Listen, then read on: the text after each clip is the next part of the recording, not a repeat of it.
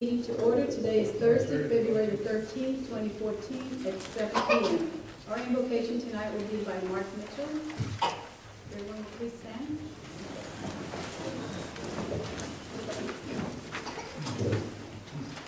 Let us pray. Gracious Lord, thank you for bringing your servants safely here this evening. Grant that each of us may be faithful stewards of the trust placed in us by our fellow citizens and by you. Please give us the grace to discern your will for this city today and as we move forward to the future. We know we are limited as individuals, but can do much if together we are led by you. Keep us safe tonight here, and as we return to our homes, we ask this in your holy name. Amen. We have established a quorum. Councilman Morones, Councilman Nieto, Councilman Guerrero, and Councilman Rodriguez. Everyone will continue with the pledge of allegiance. I pledge allegiance To the flag of the United States of America and to the republic for which it stands, one nation, under God, indivisible, with liberty and justice for all.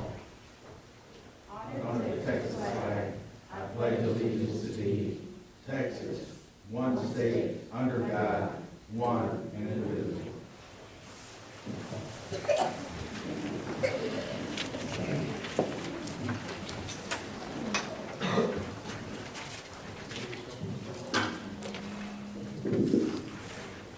Good evening, Council. I get scolded for this one. Do we have any citizens' comments at this time? Yes, sir. Thank you, Mayor, Council, staff, City Manager, and citizens. I wanted to take the time first to wish you a happy Valentine's Day. Tomorrow's a day for all the people to cherish the people that they love in their life. Want to make sure that I give you a token showing you that I appreciate each and every one of you. I've got several things that I wanted to discuss, and I know I've got time to do it, so. What's that? The people I love. I got you. One of the things that I wanted to tell the council that's sitting today and the previous councils that have been there, that have taught me so much and have groomed me and have allowed me to grow. As you know, I work for Public Services, a municipal services manager who handles municipal contracts. Floresville, I don't, because I used to work here. We've got a representative that does that. But I travel throughout the state doing contracts and visiting and looking at council protocol and what goes on in there. And one of the things that I wanted to bring to you is Floresville has always been a leader and always done an excellent job. But just a key point that I would want to bring up to the council, that we pledge allegiance to the United States and we praise one God. So I understand we've got the Pledge of Allegiance, and then we had a council director that said we're going to pledge to the Texas flag. Well, the state of Texas is in the United States. So we're not going to secede, that's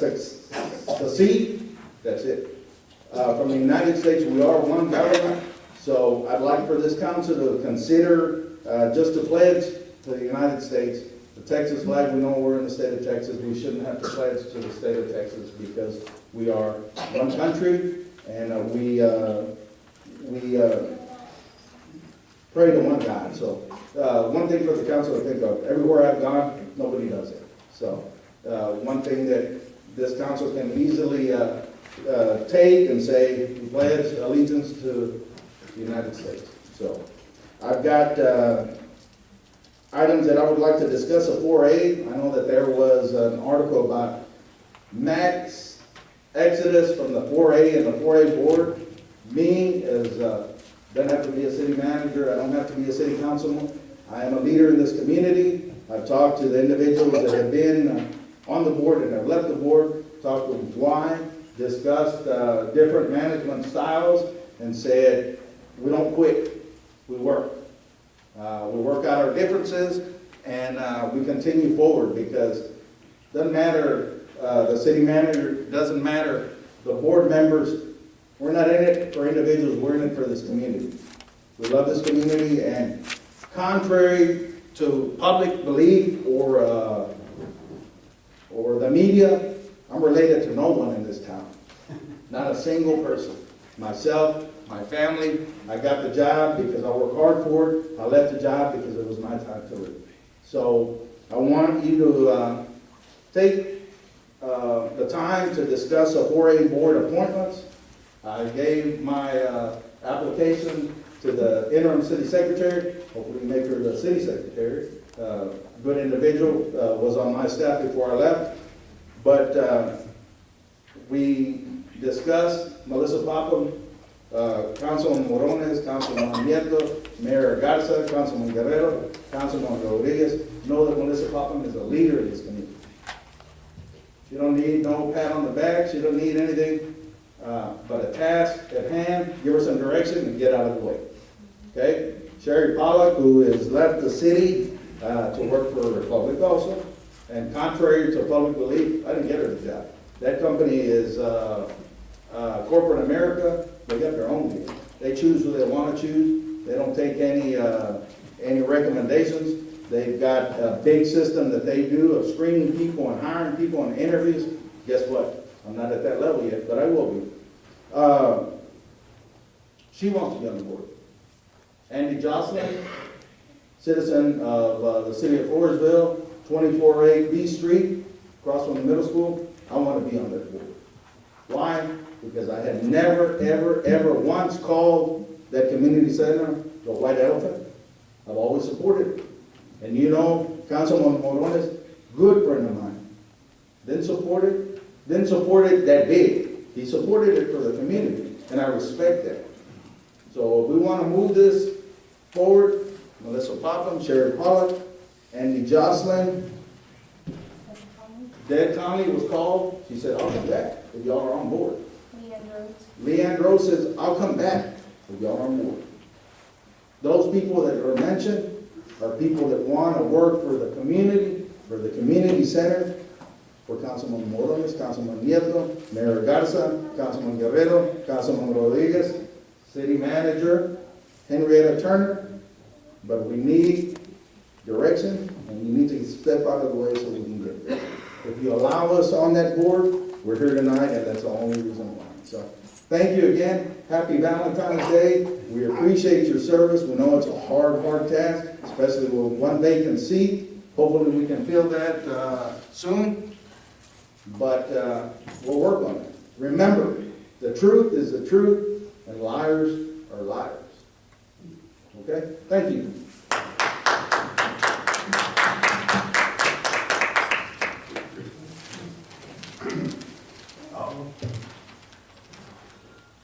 I'm not running for anything.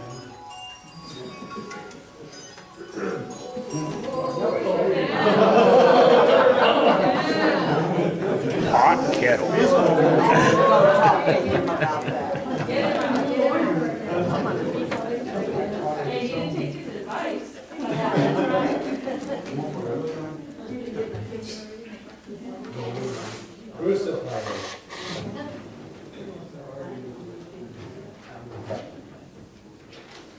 All I hear is no money here. The one that guy back there, he got me into this stuff.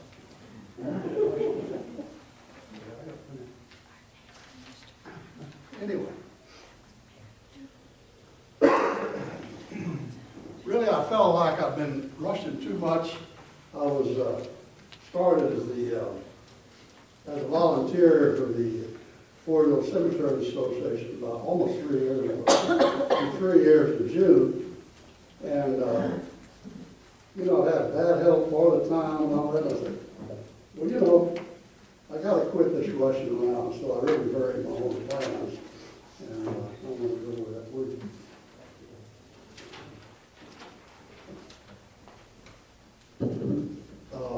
On all the things that need to be done, you'll see I recommended the number 1, 2, and 4, and 5. Number 1 is City Cemetery. Number 2 is the City Cemetery. Number 2, which is African American Cemetery, and we got the Canary Island Cemetery. That's the one behind the auto parts Mr. place. Russell, can I interrupt you? Are you going to be giving us a report or making some comments? I'm almost through. And I've been in the John Caraway Cemetery. But anyway, I want to check where we are. I don't think we'll be anywhere on May the 26th, 2014, but to ease up, take the pressure off, I'd like to have everything ready by May 25th, 2014. 2015. That's it.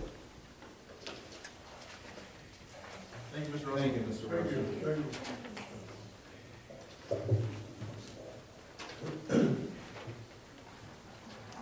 Do we have any other citizens' comments at this time?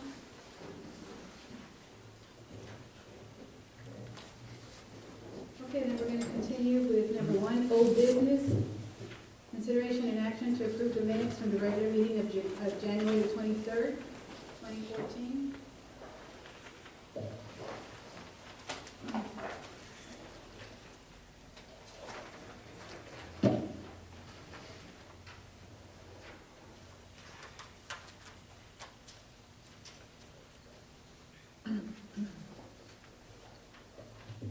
May I have a motion?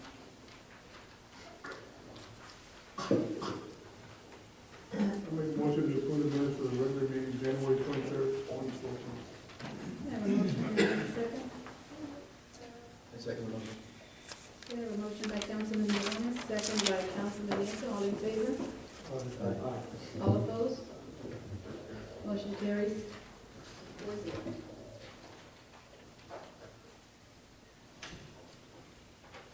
Now we're going to go on to number 2, presentation. And we're going to start with the city manager's report. Ms. Pollack has texted me that she's running a little late.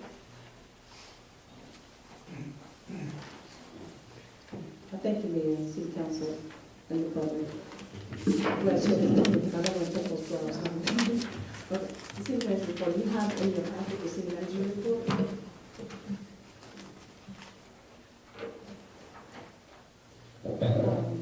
As you know, our former city secretary, Ms. Pollock's service with the city of Floresville has come to a close. And as noted in the city charter, section 4, administrative services, it is the duty of the city manager to appoint when necessary and removing employees as expected. And so I have appointed an interim secretary, Ms. Monica Cordova, and she'll be serving as interim secretary as we prepare to go forward. And I know she will, and I have to echo the former city manager's agreement that I know she will do a great job in this position.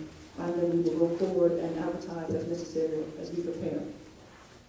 We do have a new staff member, Ms. Patricia, help me Monica, and a HOSAP. She'll be working part-time at my front desk. And I am preparing a job posting for the Public Utility Director for advertising for this position. It has officially been vacated by our predecessor, Reedy, and we will be advertising that locally as well as TML. I'm looking to address the position and look at getting some licenses. We want them to focus on more water and sewer, and so I am going to make some recommendations to make changes to that job description itself going forward, because of what's happening with the USDA. We want to make sure that we have that in place, and that's going to be a major component for that position. Communications, staff is working to prepare recommendations and to address phone and emails and internet issues, and we had some today that took up a lot of our time, so hopefully the presentation you'll see later on will help us to kind of move it down for phones and internet most of the day.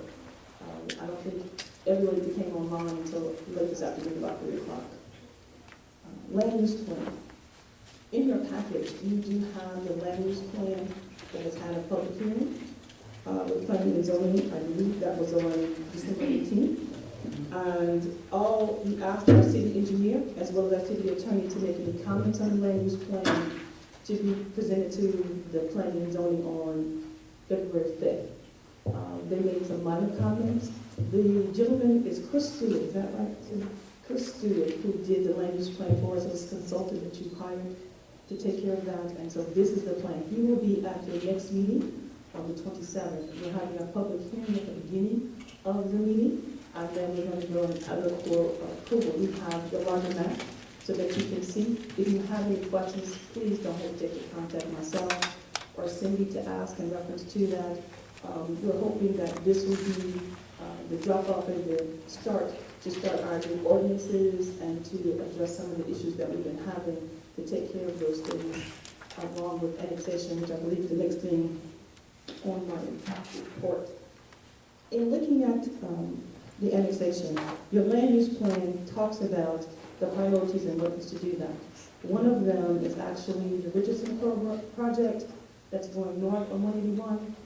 And so these are some of the questions you need to start thinking about as we look at doing a 3-year annexation plan or a 5-year annexation plan. But the priority according to your land use plan is the annexation properties going north on 181. So we need to look at the city limits configuration, which I believe the gas map was recorded back in 1975. And so we need to record, as we go forward, we've amended and amended and amended since 1975. It's time for us to draw a new city limits configuration, which will take into account our 3- and 5-year annexation plan. Possible changes to ordinances as we talk about those, a checklist of criteria and processing permits, approval processes are all things we need to look at, checklists including occupancy permits and business activities.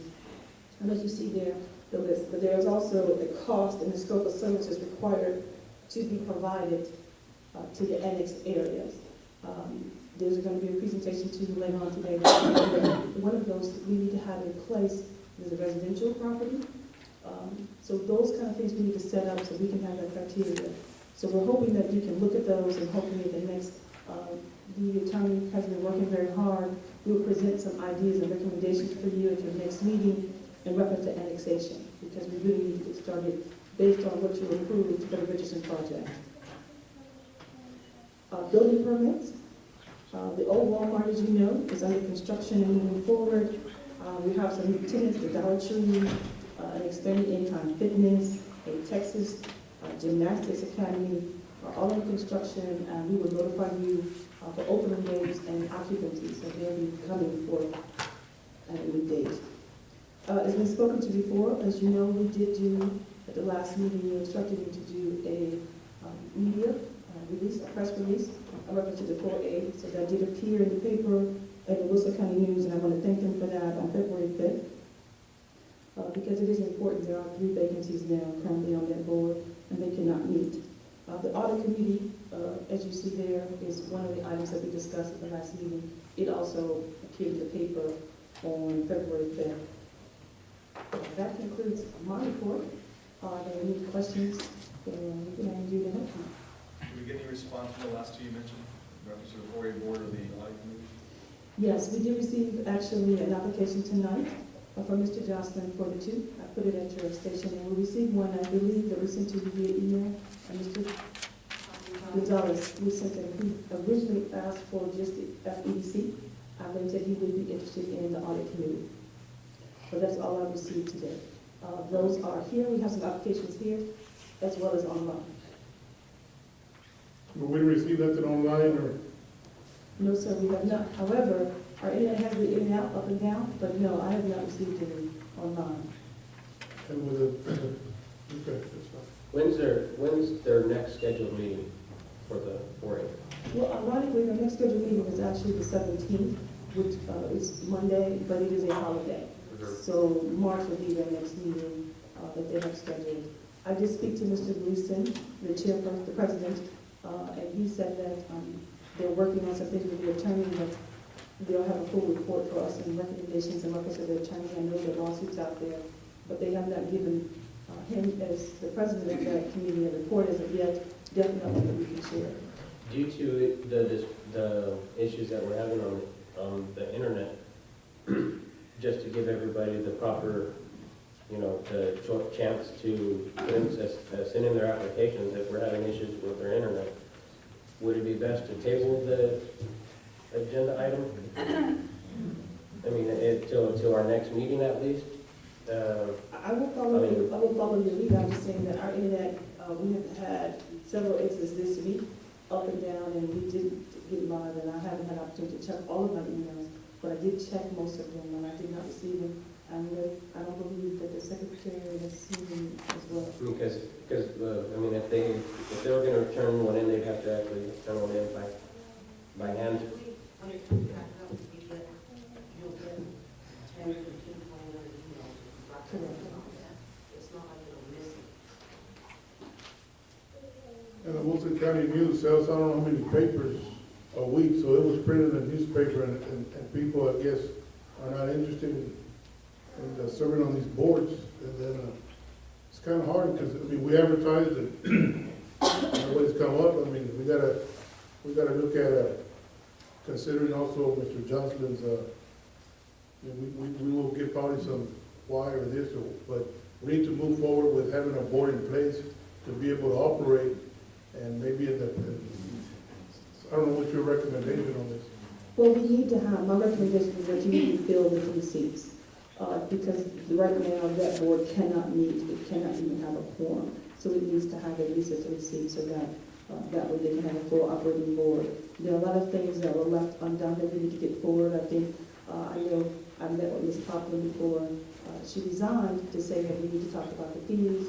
There's a policy and procedure program we need to talk about in reference to that. And some of the directives that the council have given them, they can't complete, or we can't discuss or even meet until they have an opportunity to have a full board. So you need to have a quorum, you need to have a full board.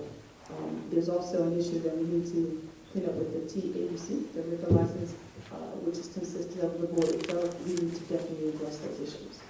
So how do you feel about the recommendation Mr. Johnson has just presented, to just keep forward with having at least people in place, since we don't have any, I mean, Well, officially, my recommendation would be the only application that you actually have is Mr. Johnson's application. If the other 2, they have officially resigned, and they did so The other people privately. who were on there and recently resigned, we have applications on them, correct, like Ms. Conley or Ms. Rose or? They would have to actually submit an application as anyone else, because they did officially withdraw. So they would have to fill an application and apply, because they have officially withdrawn.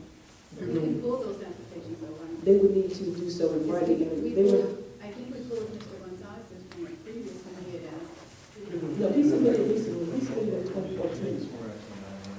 so we'll do more on the item, we'll talk more about it again, but I'll let everyone to know about your recommendation. Mayor, I have mine in hand. I spoke with Deb Conley today and Leanne Rhodes, and if the council and the city manager are willing to work with us, and we don't beat our head against a brick wall continuously, we have the best interest at heart for the city of Floresville and the event center. We are all willing to jump in and do exactly what we said in the beginning. And it's up to y'all to support us, because we'll run with it. We're ready. We'll take it and we'll go. Other than Mr. Jocelyn, the city council appointed these individuals, so these are the individuals that we chose. My question, and I know Andy said that he wasn't our representative, is there any conflict there? Being that he works for the Republic, or he represents Floresville or not, or? Contractor with the city? No, No. is there a conflict of interest with Andy serving on the board? Because his firm has a contract with the city. Correct.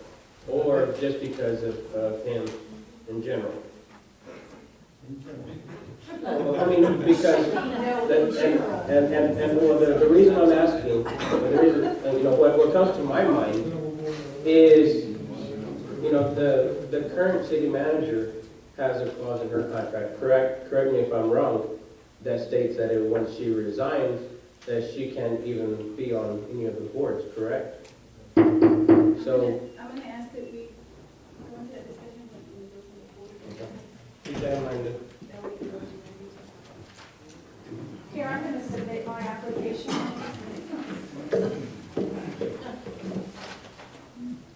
Okay, but we have to read it in the bond report. Thank you.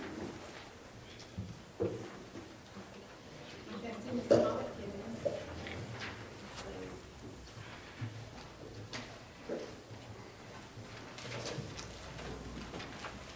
At this time, we have a presentation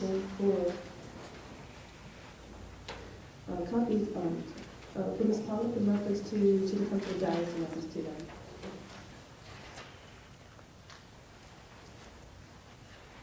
Sure. Sure.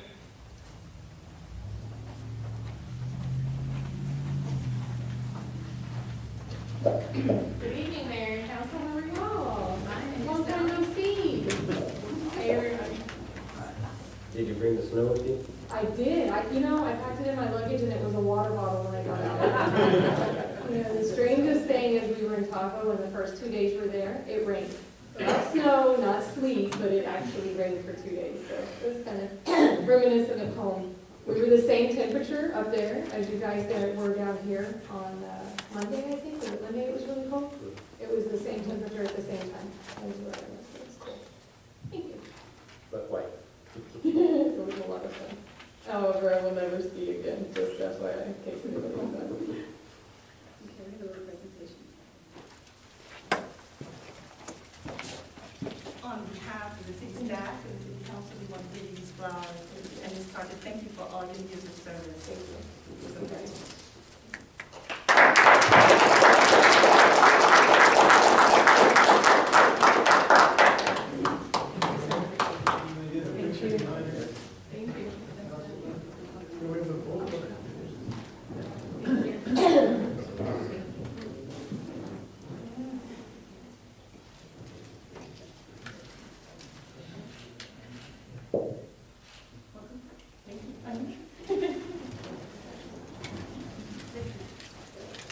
Ms. Pollock, I want to give you my personal thanks and appreciation for your service. I know you helped me a lot. Every time I got stuck, you were always there.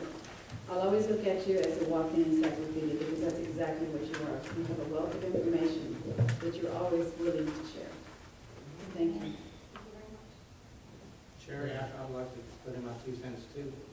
The only thing that I'm not going to miss is having to look up at you when I talk to you. I'm glad that you stood your ground during those hard times. And it showed your character. Take it in and just going forward. You helped the city and all you did. You helped all of us. And I just want to say thank you for all you did for me personally. That helped me do a better job. Thank you for your service, Ray. Thank you very much for everything, and I don't want to say too much because I might start crying. And anyway, thanks for everything. We're still in town though. I'm still The around, county. that's right. You haven't completely gotten rid of me. Thank you.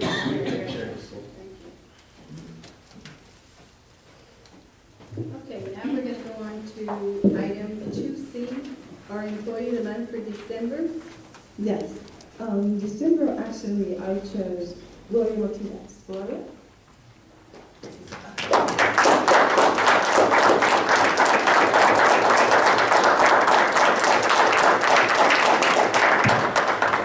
Gloria works tirelessly at the convention center and actually has put many things on my plate to come over there and visit, but everyone talks about how wonderful it is, and I know they've been working very hard, and she looks forward to working with the 40 board, whoever that may be, so that we can get this thing going. Gloria, you want to say anything? Sure.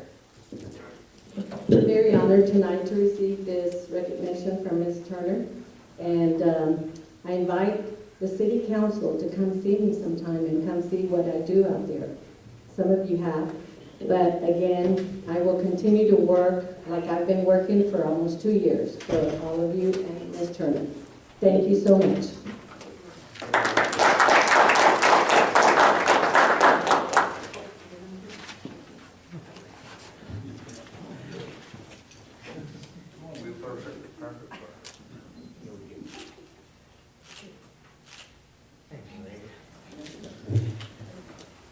The next employee, Johnny Luna, is not able to be with us tonight, but Johnny will be retiring next month. And so we wanted to make sure that we had an opportunity to thank him, and we want to invite him so we can say goodbye to him properly. He's worked very tirelessly, very hard in our water department. He's actually helped me to learn a lot about our water system, and I think I will truly miss him as well. So if we can give a round of applause to Johnny Luna, I really, really appreciate it.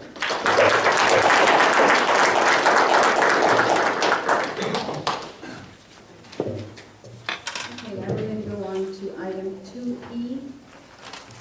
We're going to have a presentation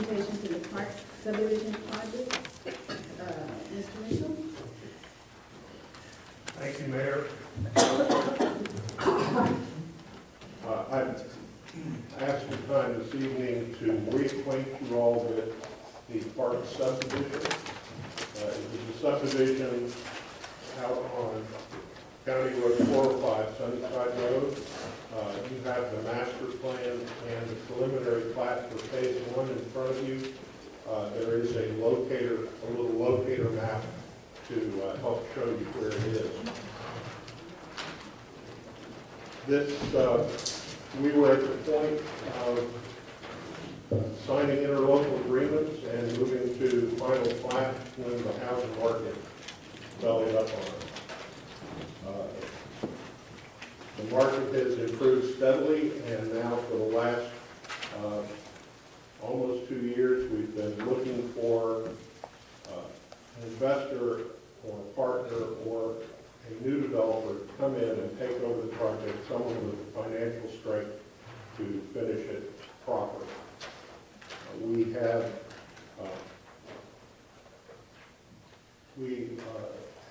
produced one of these folks. Things were going well. We met with the mayor, we met with staff, but they had some business reverses and dropped out. We have a new team in place who have great financial strength. This is their business to do developments. And they are in the final stages of feasibility period on this. The status is that it's a development with parkland, sidewalks, curved streets, fully up to code, larger than adequate water mains, larger than adequate sewer, and so forth. The plan would be to work out an agreement for the city to provide utility services to the subdivision under a scenario that we need to work out perhaps downstream a little bit. We had produced a sewer study running the sewage from this subdivision all the way to the sewer plant and check capacities there. And of course, the new water tower would be the source of water. We have not, there is a freshwater supply district in place. It's in place by act of Floresville City Council, passed an ordinance, and the county established the district. That district is in place to work out some of these utility issues and to help pay for those issues through ad valorem taxes over time. It's perhaps the case today with the current market that would not be necessary. Were that not necessary, then the district would move for voluntary annexation immediately. I was informed by staff today that it might be valuable to have that district in place to help create a deal that's more beneficial to the city over time. And so we're not rushing to make that decision right now. My next step after I answer any questions you have would be to go to the planning and zoning board and reacquaint them with this project. Assuming that everything is up to the standards of P&Z and that staff is satisfied, I would come back here and ask you all to authorize a letter saying that it would be the intention of the city of Floresville to provide water and sewer services to the subdivision under conditions yet to be determined and at a cost yet to be determined. This is a pay-as-you-go project. There's no tax abatements. There's no shifting of fees from us to you. In fact, we are aware that the city is currently reviewing impact fees, engineering charges, inspection fees, and so forth, and that the fees that we would be paying are higher than those that are currently in place, and that's fine. The city needs to not go out on a limb to support development. It needs to welcome development, but developments need to pay their own way, and that's our intention. One advantage to us is our engineer worked with Larry Heimer every step of the way to work out all of the engineering for this project, and Larry is still the city's engineer today, so there's a lot of institutional knowledge there. May I answer any questions or? Oh, you're not sure where There's 230 lots currently in the master plan. We're the new developer to do what I think might be feasible, and that is reduce some of the lot sizes given the new housing market. If he chose to do that, that would open the door for brand new negotiations from square one with the city. We know that at the time we did the sewer study, the 230 lots were well within the capability of the city at that time, with the possible exception of the lift station, probably the lift station. The potential buyer is aware that there will be some, there is a strong potential that he will be asked to pay for the expansion of that lift station.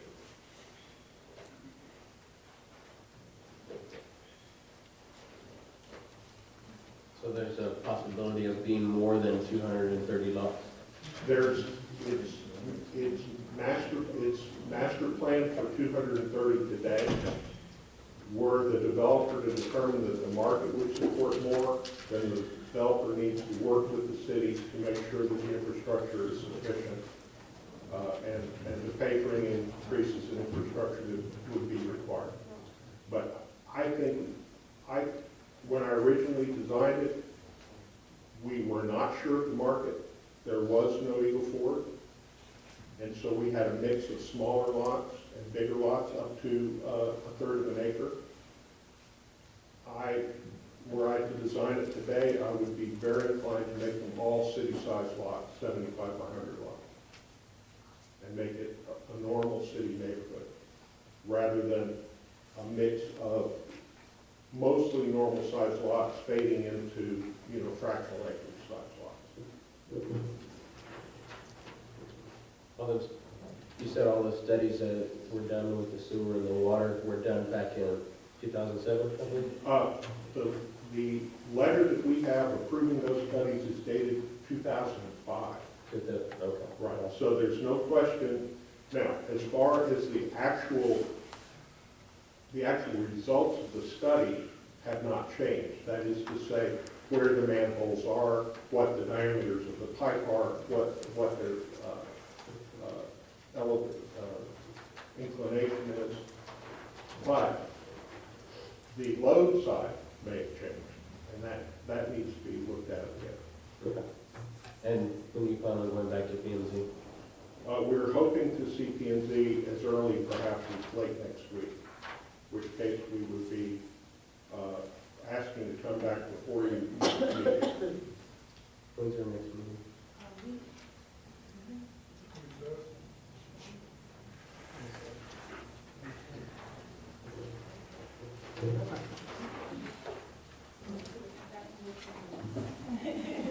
One at a time.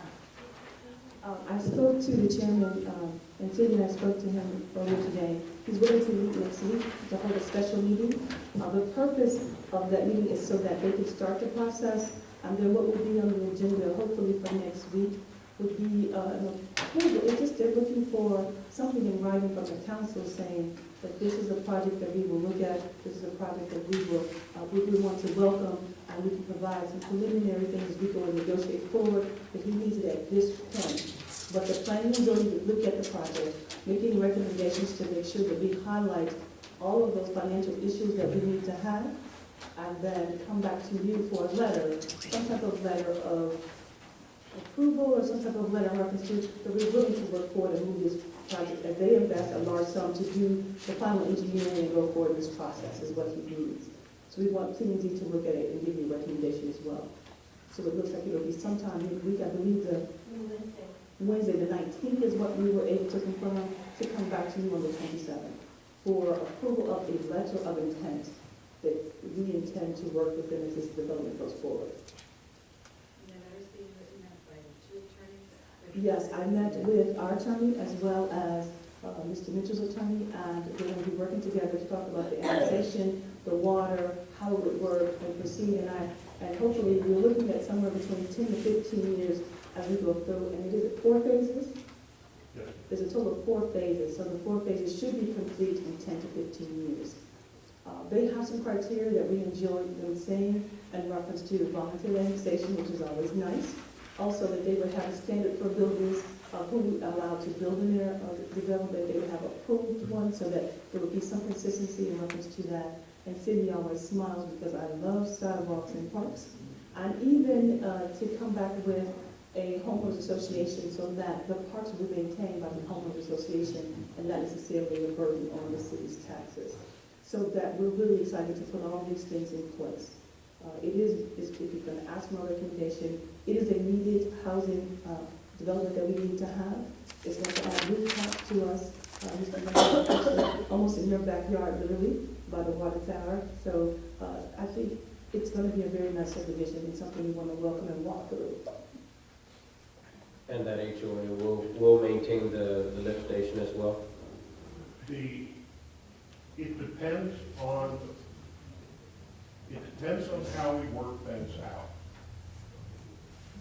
As long as the district is needed, the district would have, the district would be responsible for maintaining the entire infrastructure.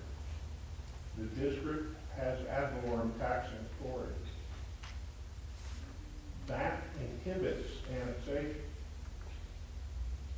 If we can work it out where the district does not need any money, in other words, if the developer is able to dedicate the infrastructure to the city, with the exception of things like the parks, as a normal in-city development would be, then the district would not inhibit annexation, and annexation should occur as soon as the city of Floresville determines that it's in its best interest to do so. But again, we have to look at the financials from both. With the market the way it is, frankly, we think that the new developer can make money, and the city of Floresville can have no outflows. In other words, from day one, you would be paid for water, paid for sewer, paid for inspections, paid for that, at equal to or above your cost every step of the way. So, and your engineering costs. Under the voluntary annexation, correct? Or Either way. either way, okay.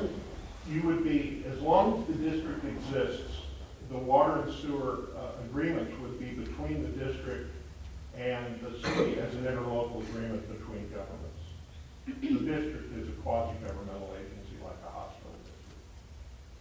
But the district is not a municipal utility district like they do in other parts of Texas, which lasts forever, where the developer has that little crank of money coming in every month from the water. This district is set so that as soon as it pays the developer back the allowable expenses that it can pay him, it can't pay anybody any more money. So it must dissolve. And when it dissolves, if not before, we would write into the agreement voluntary annexation for the future. We want to be a part of Floresville, but we want to do it in such a way that the developer can make some money and Floresville doesn't lose any money. I mean, we've got to be smart about this stuff, as we all know. We spent a huge amount of money putting that district in place and a huge amount of time coming before this body and coming before the commissioners. But I'm not married to the district. If the district is no longer useful to serve our purposes, then it can go. All the district represents for me in the future is an unpaid job. So, I'm happy the minute it can go, what will be coming before you, are recommendations from the planning and zoning, as well as a letter of intent that we would like for this, development to go forward, and we plan on providing them with their necessities and negotiate going forward. There'll be no hard numbers, just a framework of what we are anticipating to do. Ruth, did you have a comment you wanted to make on this?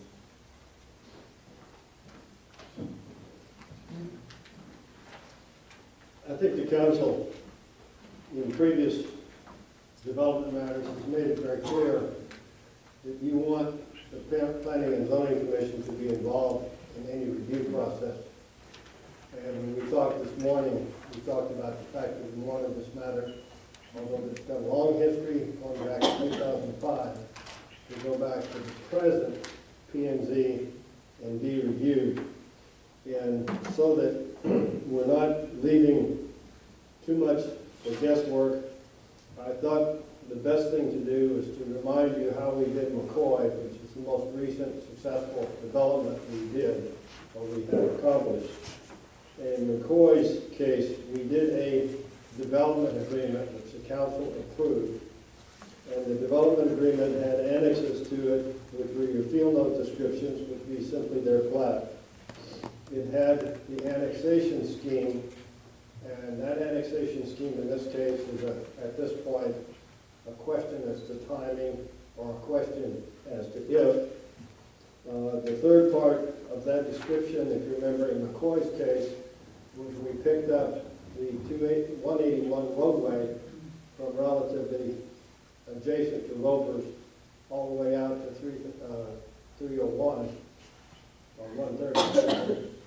And we needed that annexation to link across to Hughes. In this case, I think your property abuts directly with city property, so we wouldn't have the problem on annexation contiguity.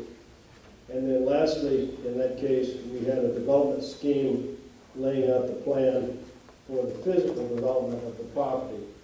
So we need some kind of, whether the district remains in place and we do an interlocal agreement with the district, or some kind of phasing of the departure of the district. We need actually to put some of these details together after P&Z looks at it.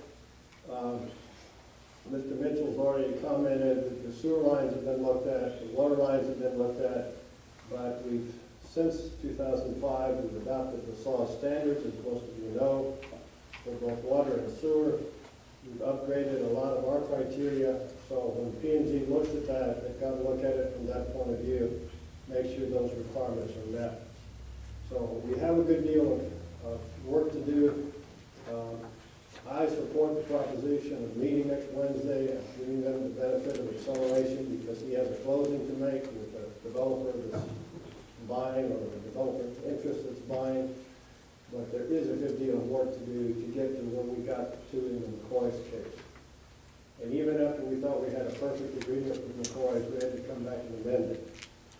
So some of this is probably going to be ongoing for a year or two, but I want the council to have a full benefit of P&Z's review, particularly in light of the fact that you have a plan in front of you tonight showing you what the growth projections are.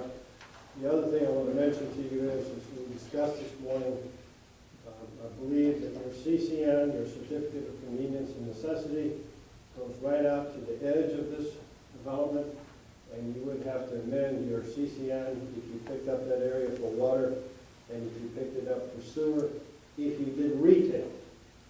By retail, I mean if you invoice customers directly for city rates. You could sell to them wholesale, and they could retail if that's what you chose. But assuming it's fully integrated within the city, we'd have to take the 2 other steps, which would be to amend your CCNs for water and your CCN for sewer, to push out and include that development. Those are quite a few details that we haven't done before in the city. They're all very doable. Mr. Heimer's familiar with what's the requirement. Mr. Gallegos is familiar with what the requirement is. The people involved know what needs to be done, but it needs to come back to the council after P&Z looks at it, and we all need to give directions to staff. And I think that's the protocol that you all have laid out for us, which is any development goes to P and Z. He gets the professional comments, principally from the engineer at that point, and then it comes back to council. What Mr. Mitchell's looking for is a letter of intent, and I think the letter of intent would indicate whether or if there's going to be an annexation, and then you've got a divergence. If it's going to be a contract, it'll be an interlocal agreement. If it's going to be an annexation, then it becomes part of the city. Is that? That's correct. I will say that to our knowledge, well, I know for a fact we designed this and it exceeded local code at the time we designed it. For instance,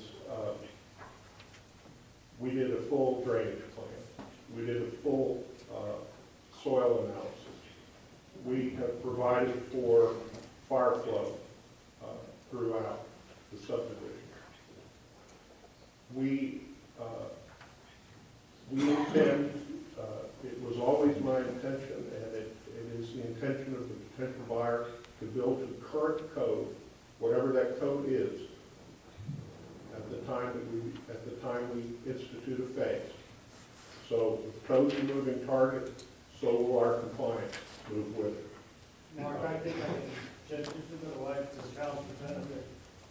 Our engineer, until we adopted the SAWS plans officially, has always used the SAWS plans as his criteria, but until we adopted it officially, it was always just the engineer's opinion.